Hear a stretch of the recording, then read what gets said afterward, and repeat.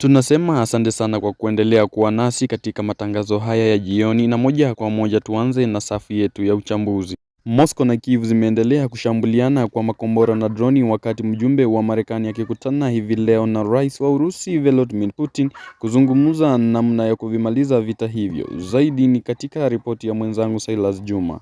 Watu 5 wameuawa sehemu mbalimbali nchini Ukraine, ikiwa ni pamoja na 3 katika mji wa Pavlohad huko Dnipropetrovsk kufuatia mashambulizi ya Urusi. Watu wengine 14 wamejeruhiwa, wakati usiku wa kuamkia leo watu 12 wameripotiwa kuuawa mjini Kiev. Pia gari iliyokuwa na vilipuzi imeripuka mjini Moscow leo Ijumaa na kusababisha kifo cha afisa mwandamizi wa jeshi la Urusi ambaye alitambuliwa kuwa ni Luteni Jenerali Yaroslav Moskalik, aliyekuwa naibu mkuu wa kamandi kuu anayehusika na masuala ya operesheni za jeshi. Svetlana Petrenko, msemaji wa kamati ya uchunguzi ya Urusi, amesema timu ya uchunguzi inayojumuisha wachunguzi, wataalamu wa kitabibu na maabara pamoja na maafisa wa sheria imeanza kulifanyia uchunguzi wa kina eneo la tukio.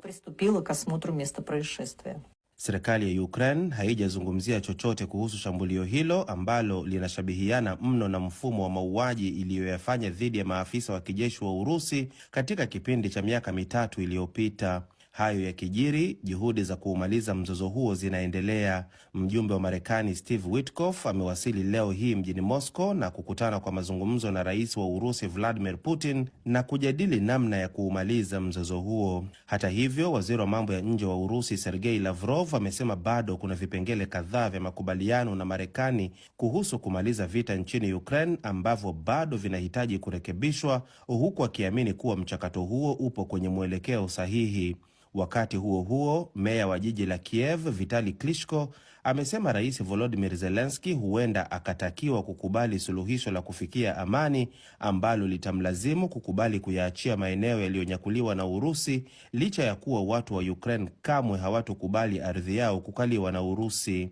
Matamshi ya Klitschko yametolewa wakati rais wa Marekani Donald Trump amesema katika mahojiano na gazeti la Time kwamba eneo muhimu la rasi ya Crimea lililonyakuliwa na Urusi mwaka 2014 na ambalo limekuwa kiini cha mzozo kati ya Moscow na Kiev litasalia kuwa chini ya udhibiti wa Urusi, na kwamba Rais Volodymyr Zelensky analielewa hilo. Hata hivyo, Marekani haikutoa maelezo zaidi kuhusu mpango huo wa amani unaojadiliwa kuhusu mzozo huo kati ya Urusi na Ukraine. Asante Juma kwa taarifa hiyo.